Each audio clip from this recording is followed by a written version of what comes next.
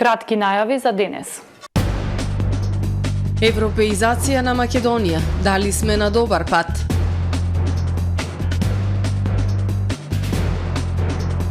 И ова лето полициските службеници фокусирани да имаме безбедна туристичка сезона.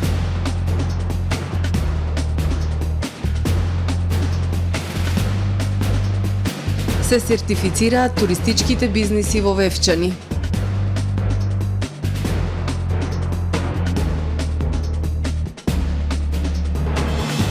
Започнува летната пливачка школа на пливачкиот клуб Аква Спирит.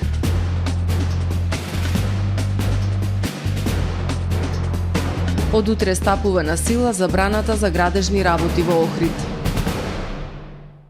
За најавените и за останатите настани од денес ќе ви информираме во дневникот кој започнува по временската прогноза. Останете со ТВМ. Трпе Инвест ви донесува метео на ТВМ.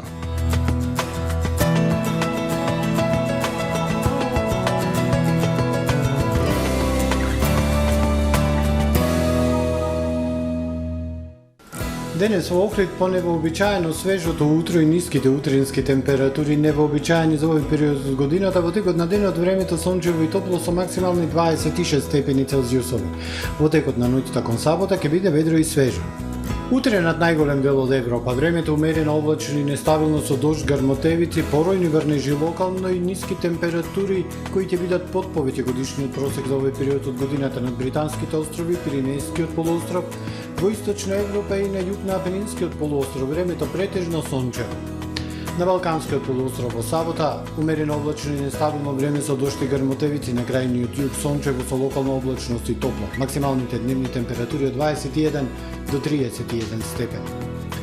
Во Македонија во сабота претежно сончево со локална облачност, топло и ветровито време, попладне развојна нестабилност која ќе донесе локални врнежи од дожд и грмотевици. Минималните температури од 8 до 17, максималните од 25 до 33 УВ индексот со вредност 8. Во Охрид во сабота сончево и топло време, попладне слаби и локални врнежи од дожд, минималната 13, дневната 26. Во Охрид во недела умерено облачно и нестабилно со дожд и дневна температура до 24 степени, а во понеделник и вторник свежи утра. Температурите 14 односно 15, а во текот на денот сончево и топло време со максимални 27 односно 29 степени.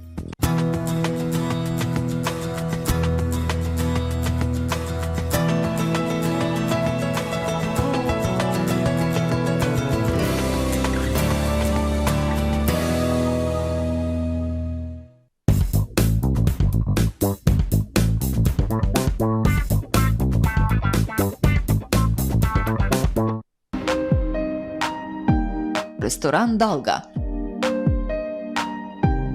Добре дојдовте во светот на Кармен Бау Центар. Во беспрекорно уреден продажен простор, купувањето во еден Бау Центар никогаш не било попријатно. Со гордост ви го представуваме нашиот шоурум Мараци, со најголем избор на плочки од мараци и санитарија од светски познатите брендови Грое, Колпасан, Идеал Стандард, Рока, Унитас. На располагање ви е нашиот архитект, кој ќе ви помогне во осмислување на вашиот проект. Располагаме со најбогатата палета на ламинат во државава. Одберете од 100 различни дизајни на Swiss Chrono. Покрај стандардниот избор на фасадните системи Knauf и Бекамент, ви нудиме богат избор на професионален алат на реномираните производители Bosch и Divol. Кармен Бау Центар на улица Железничка. Брз кредит не значи скап кредит. Да, добро слушнавте. Аплицирајте за најповолните онлайн кредити со износи од 10.000 до 180.000 денари и рок на отплата до 30 месеци. За повеќе информации посетете не во Центарот на Охрид или аплицирајте веднаш на manimax.mk. Manimax, ваш доверлив финансиски партнер. Тамаро е 25 години охридски водички лидер и препознатлив бренд. Обуките од менаџерскиот тим се доказ за максимална посветеност кон вработените. Тамаро Холдингот се грижи за организацијата и навреме пренесените информации кои отсликуваат тимската работа. Секој успех на вработениот е успех и на компанијата. Маркетите располагаат со производи со висок квалитет од секакви брендови по одлични цени. Вкусните печива од Анабела пекарата се веќе омилен појадок на многу потрошувачи во Охрид. Анабела кујната услужува голем број на потрошувачи и компании.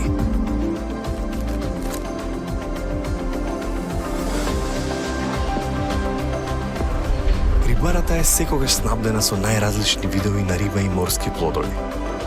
А месарниците располагаат со свежо месо и месни производи во секое време. Уживајте во својот охридски домаќин. Тамаро, повеќе од маркет.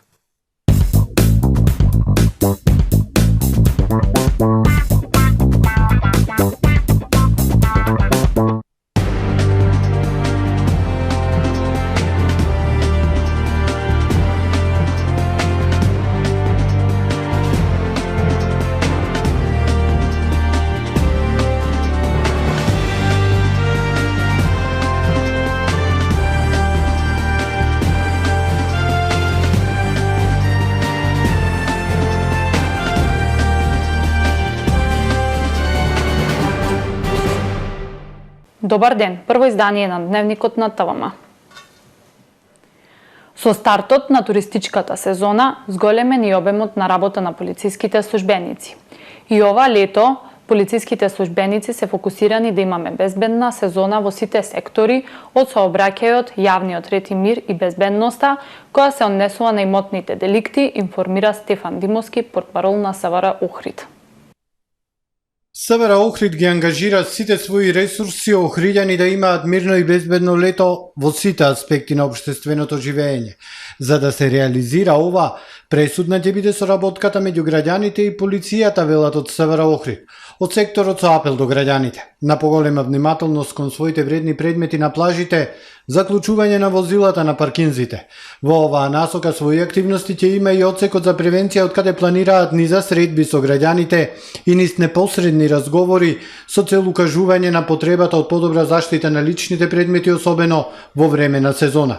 И ова лето полициски службеници ќе има насекаде во централното градско подрачје, во приградските населби, покрај плажите, покрај крајбрежијата, во близина на туристичките објекти, се со цел навремено да бидат елиминирани појавните облици на нарушување на јавниот ред и мир, да бидат елиминирани можностите за имотни деликти, кражби, тешки кражби и така натаму, посебно кражби во згодна прилика кога станува збор за кражби на плажи и така натаму. Во овој случај мислам на кражби на паричници, мобилни телефони, лаптоп, компјутери и други вредни предмети кои што секако треба се потенцира дека граѓаните ги оставаат небезбедни.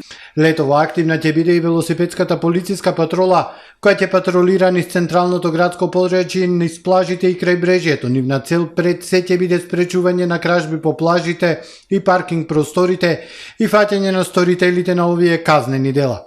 Со цел пак за подобрување на сообраќајната безбедност, СВР Охрид веќе презема превентивни мерки преку одсекот за превенција при СВР Охрид со едукативни сообраќајни кампањи и други мерки. Но од секторот со предупредување дека нема да недостасуваат и репресивните мерки при контролите во патниот сообраќај, при што од сообраќај веднаш ќе се исклучуваат возачите кои управуваат возила под дејство на алкохол, додека се санкционираат и оние возачи кои ја надминуваат дозволената брзина на движење, зборуваат на мобилен и слично. Нема да има толеранција или ќе има нулта толеранција кон сите оние возачи на моторни и други возила кои што флагрантно ги кршат одредбите од Законот за безбедност во патниот сообраќај. Тука пред се мислам на возачи кои управуваат моторни возила под дејство на алкохол, под дејство на наркотици или на друг начин ги прекршуваат одредбите, претекнуваат на недозволени места, разговараат на мобилни телефони и со тоа значително ја доведуваат во опасност безбедноста во сообраќајот, животот личен, но и животот на нивните сопатници и секако животот на другите учесници во сообраќајот. Од СВР Охрид со апел до возачите на моторни возила на крајна внимателност, толеранција при управување на локалните, регионалните и магистралните патишта. На подрачјето на Охрид во текот само на овој месец случајни се 31 сообраќајна незгода во кои нема загинати лица, додека во јуни минатата година биле регистрирани 16 незгоди и едно загинато лице. Од утре стапува на сила забраната за градежни работи во Охрид. Се забранува изведување градежни работи од типот висока и ниска градба во летниот период. Во периодот од 1 јули до 31 август 2023 година се забранува изведување градежни работи од типот висока и ниска градба, прекопување на улици, тротоари и патеки на подрачјето на општина Охрид. Оваа забрана важи за просторот под булевар Туристичка до Охридското езеро и тоа на потегот од Билјанин извори до реката Даљан, просторот над булевар Туристичка во длабочина од 50 метри и туристичките локации на потегот од каналот Студенчишта до манастирскиот комплекс Светинау. Одлуката за забрана за изведување градежни работи во летниот период во Охрид е во согласност со член 62 од Законот за локална самоуправа и член 83 од Статутот на општина Охрид, појаснуваат од локалната самоуправа. Европеизација на Македонија, дали сме на добар пат? Станува збор за циклус кафе дебати на кои се дискутираат теми за преземените иницијативи на локалните заедници во насока на приближување на Македонија кон Европската Унија. Дебатите ги организира Паневропската Унија на Македонија. Охрид домаќин на циклусот кафе дебати кои се одржуваат низ повеќе градови низ Македонија насловени како Европеизација на Македонија, дали сме на добар пат. Дебатите се во организација на Паневропската Унија на Македонија, а на нив се дискутираат теми за превземените иницијативи на локалните заедници во насока на приближување на Македонија кон ЕУ. Европските практики, нивното спроведување треба да започнат од локалните средини, истакна Андреј Лепавцов, председател на Паневропската Унија на Македонија. Доколку локалната средина има желба, има луѓе кои вистински тоа можат да го направат, треба да се потикнат и треба да се мотивират уште подобро да го прават тоа. Значи, идејата е да живееме европски во нашата локална средина. Не оддалечувајќи се од реалниот живот во локалните заедници, имајќи го предвид сознанието дека иницијалните промени се прават во локалните средини, на дебатата беа споделени определени искуства во врска со реалните искористените можности на нашата земја, како економските, еколошките, инфраструктурите, урбано-руралните, спортско-рекреативните и други. Точно треба од најниско ниво да почнеме за да стигнеме да се европеизираме, па да стигнеме и како држава. Иако ние доста имаме за работа во самиот систем на функционирање на државата како држава, меѓутоа тоа е една сосема друга тема која што Македонија сериозно како држава треба во наредниот период да се посвети. Маријан Ѓорчев, поранешен амбасадор на Република Македонија во Бугарија, истакна дека во споредба со земјите од соседството извесен период како држава имавме постигнато сериозен исчокор во спроведување на европските практики, не само споредбено со земјите од Западен Балкан, туку и со некои земји сега веќе членки на Европската Унија, како Бугарија и Романија. Во последните неколку години имаме застој на европскиот процес заради тоа што нема македонско национално единство, но ценам дека со она што го имаме постигнато како достигнување во сите реформски процеси, во овие изминати 24 години, од 99 година говорам, и сето оно што го има направено пред се во однос на нашата визија за Македонија како европска земја, имаме се уште шанси во догледно време, доколку Европа оцени дека нашиот процес е легитимен на пристапување, доколку сака проширување, мислам дека сме дури понабрати од Србија и Црна Гора, ако тие преговараат. Идејата е додека траат сите овие тешки разговори во државата околу нашиот напредок кон ЕУ, што ние да направиме во тој меѓу период, дали добро си ја одработуваме домашната задача, дали си го чистиме сопствениот двор и дали имаме план како тоа да го реализираме, објасни организаторот на дебатата Лепавцов. Учесници на кафе средбата беа и ректорот на Американ коледж Маријан Бојаджиев, професорот на економскиот факултет Љубомир Кегеновски и председателот на Ротари клубот од Охрид Олег Маленко. Се сертифицираат туристичките бизниси во Вевчани. Познатите угостителски објекти, етнокуки, ресторани и сместувачки капацитети ќе добијат зелени сертификати. Тие во својата понуда ќе вклучуваат локални производи. Туристичко-гостителските објекти ќе нудат еко-услуги во своите понуди, домашна храна од тоа поднебие за посетителите, но со процент од својот приход ќе учествуваат во екозаштита на природата. Се сертифицираат туристичките бизниси во Вевчани. Познатите угостителски објекти, етнокујки ресторани и сместувачки капацитети ќе добијат зелени сертификати. Тие во својата понуда ќе вклучуваат локални производи: мед, сирење, млеко, јајца, зимница, ракотворби. Овој чекор е во рамките на тоа што општина Вевчани стана прва зелена дестинација во земјава. Целта е подобар развој на одржливиот туризам, но и поголема вклученост на локалните производители. Туристичко-угостителските објекти ќе нудат еко-услуги во своите понуди, домашна храна од тоа поднебие за посетителите, но со процент од својот приход ќе учествуваат во екозаштитата на природата. Као одреден процент од продажбата на самите туристички производи, кои ќе бидат комплементарни, односно сите сертифицирани бизниси ќе имаат учество во самиот производ, дел ќе остане на општина Вевчани како екосистемски услуги, односно наплата на екосистемски услуги со цел зачувување на природата и со самото тоа одржување на Вевчани и природните убавини. Преку програмата за зачувување на природата се дава можност да заживее локалната економија, а воедно и да се подигне јавната свест за зачувување на животната средина. Вевчани е тоа што е, а не ни сакаме да го смениме. Се е убаво што се случува тука, само што со една поинаква структура и организираност даваме можност, шанси да може едноставно локалната економија како прво да заживее, а како второ со заживување на локалната економија се разбира дека се подига јавната свест за зачувување на природата, за зачувување на животната средина. Вевчани, сместено под падините на Јабланица, со својата природна убавина, старата градба, вевчанските извори, веќе афирмирана привлечна дестинација за туристите во текот на целата година. Од наредната недела треба да започне летната пливачка школа. Од пливачкиот клуб Аква Спирит велат дека досега се пристигнати повеќе од 100 пријави, не само на охриѓанчиња, туку и деца од други градови кои сакаат да ги совладаат тајните на пливањето. Часовите ќе се одржуваат и наутро и попладне, а термините ќе бидат дополнително дефинирани согласно конечната бројка на пријавени деца. Според големиот број на млади пливачки надежи кои од година во година се појавуваат и за жал исчезнуваат, повеќе од потребен му е функционален затворен пливачки базен на Охрид, за да може да се врати на врвот на македонското пливање. Од наредната недела започнува пливачката сезона на градскиот базен Атина Бојаджи со летната пливачка школа на пливачкиот клуб Аква Спирит од Охрид.